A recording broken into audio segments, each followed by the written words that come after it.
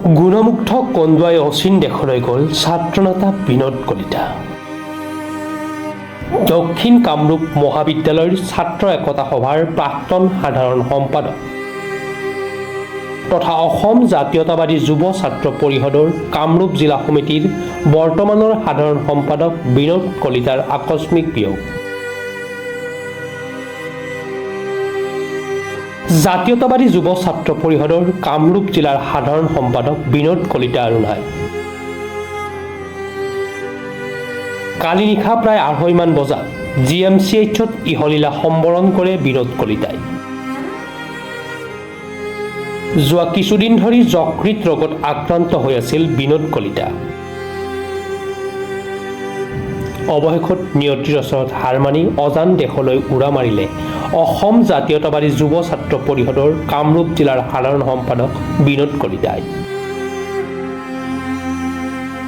বিনোদ কলিতাৰ মৃত্যুৰ খবৰ বিয়পি পৰাৰ লগে লগে দক্ষিণ কামৰূপৰ বিভিন্ন প্ৰান্তৰ লগতে নিজগাং মাজকুছিত এক শোকাকুল পৰিৱেশৰ সৃষ্টি হয়।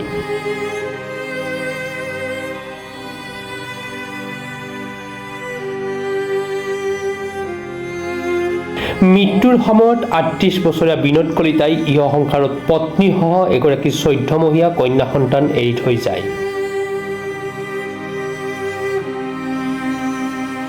News desk report, Pratah time digital.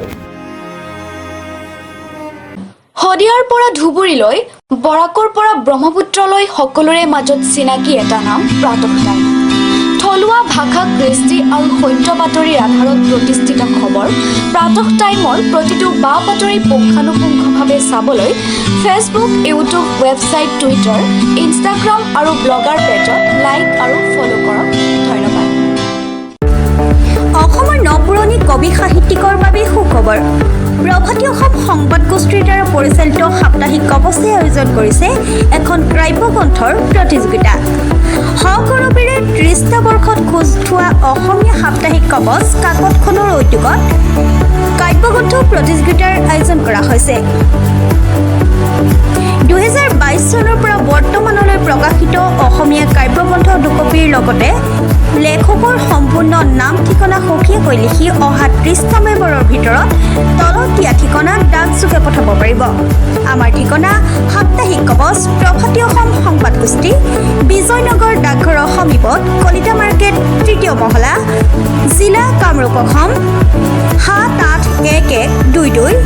Mobile number হৈছে ৯৪৩৫১১৪৬৬৬ অথবা ৬০৩৯৭1898 অথবা ৯৮৬৪০৮৪৬০০ অথবা কাৰ্যালয়ত হাতে হাতে জমা দিব পাৰিব। এই প্ৰতিযোগিতাত বয়সৰ কোনো সীমা নাই। অহা জানুৱাৰী মাহত ফলাফল ঘোষণা কৰাৰ লগতে বঁটাসমূহ বিতৰণ কৰা হ'ব। সকলো প্ৰতিযোগীকে মানপত্ৰ প্ৰদান কৰা হ'ব।